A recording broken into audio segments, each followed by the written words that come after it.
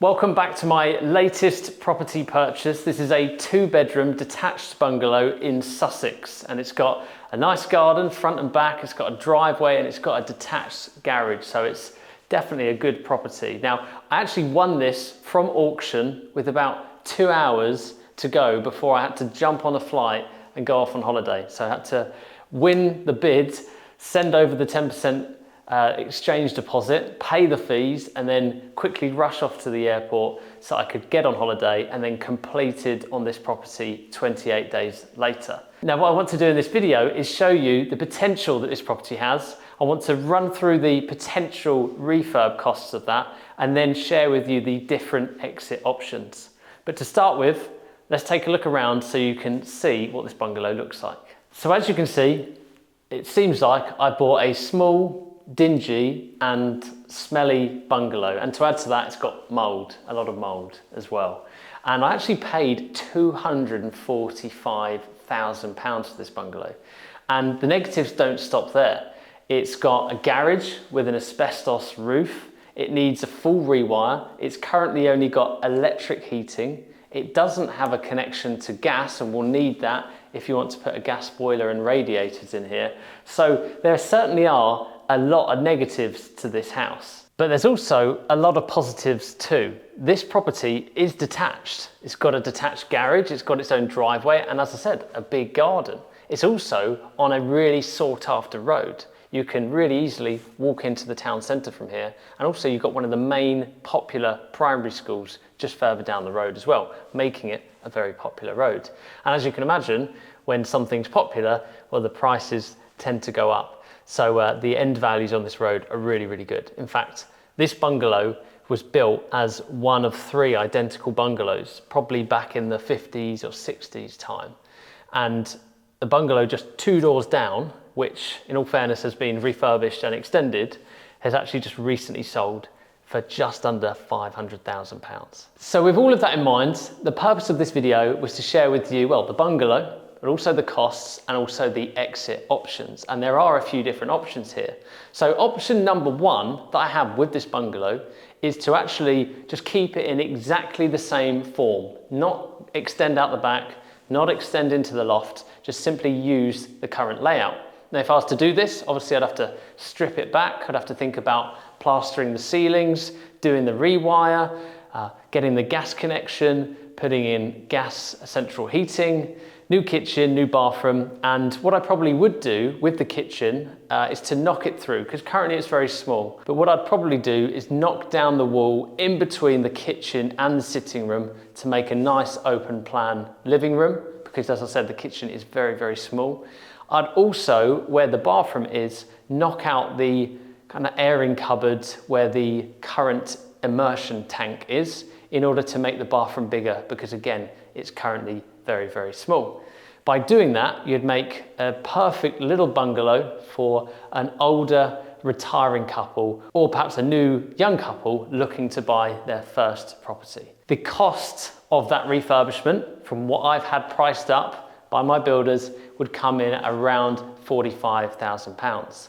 The end value would be in the region of about £350,000 to £375,000. So there's a reasonably nice sized profit there. Option number 2 that I have here is actually extending out of the back of the property, doing a single story rear extension into what could be a really nice garden. And this is south facing too, with kind of nothing obstructing the view, no shadows or anything. So yeah, really nice secluded garden. That sounds a bit like estate agent talk, that. But anyway, we'll carry on. So rear extension, probably 6 meters wide by probably about 3.5 meters in depth. That's what I was having quoted for. So 6 by 3.5. So when talking about extensions, obviously the costs are going to vary massively builder to builder. But my builder quoted about £2,000 per square meter up to plaster, which is very similar to when I previously extended another bungalow not too far from here. But that includes building the full shell of the extension with the foundations, building it up to plate, then doing the flat roof, probably go for a GRP flat roof, which is the fiberglass one, and lasts for a long, long time, and doing it all the way up to obviously boarding it out and plastering it. That would then make this property really nice and open plan with that big 6 by 3.5 meter extension. Now 6 times 3.5 meters, that's about 21 square meters of new space, and that's going to cost about £2,000 a square meter, which is £42,000 total. Add that on top of probably taking down this old porch which is currently there and the cost of that. Add that onto the other works that need to be done in the original part of the house. You're probably looking at £42,000 plus 20 or another £25,000 worth of work if you're doing it all at the same time with the same builders. With that in mind, if you did all of those works, what is this now worth? Well, this property is now going to be worth in the region of about £400,000 to £425,000. Now, another option that I have, which could be option 3, we could say, is to not extend out the back, but instead to actually extend up into that massive loft space, which is already semi-converted. You can see the Velux window up there. Now, if I went down that route, that's going to add a lot of value to the property, because in a property like this where you've just got 2 small bedrooms, that's what's really limiting it currently from being worth more money. That and also lack of living space, but the bedroom space would definitely add value.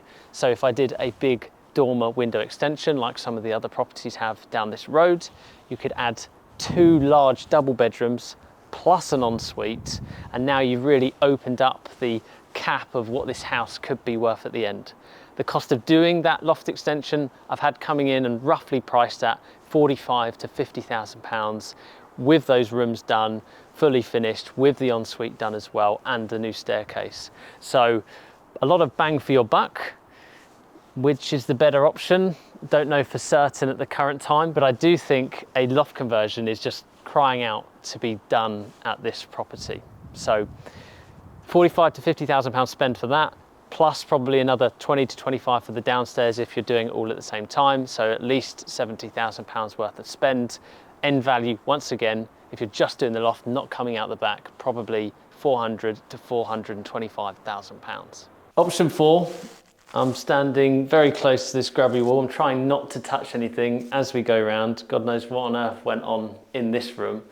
But option 4 is to do both extensions, one out the back, one up into the loft, and to make this the biggest and best version of this property that it can be. And in fact, that would then match the property that I mentioned earlier, which is a couple of doors down, very similar to this, has had both those extensions and is in fact sold for nearly £500,000. So that would really exhaust this asset, get as much out of it as possible in terms of profit margin, but also of course it requires more time and way more capital being tied up as the project was to go on and be refurbished. Obviously the cost of doing those is going to be very similar to when I was discussing extending out the back, extending into the loft. It's just, well, it's double the cost of everything, as well as refurbishing the current bungalow, doing all those major items like rewires, plumbing, kitchens, bathrooms, etc. So high level of cost, but also high level of reward. Like I said, about £500,000 would be the price this would be listed on the market for. So I mentioned the loft was a big size, and well, here it is. It is a great sized room, and as I mentioned outside, this is a massive selling point for this bungalow. I think it's definitely ripe for being converted up here. But that is not all of the options available to me with this bungalow. There is a bonus option, option number 5, which is to simply buy this property as I have and then do nothing at all. Simply not do anything, not spend a penny on it, and then relist it and sell it to another property developer. Now, a property like this, as I told you, I secured for £245,000. Yet, working out the math of refurbishing it in its current layout or doing the extensions still leaves enough profit in this property if someone was to buy it for 280, 290, or possibly even up to £300,000. So there is definitely an option here where I could sell it, known as property trading, where you're just buying something and then resell it on without having to do anything to it at all, no refurbishment. So that is an option. Might only make £15,000, £20,000 profit, but certainly an option to consider. The question is, which option will I take out of all the ones I've just listed? Let me know in the comments below. Thanks for watching this video, and well, I'll see you in the next one.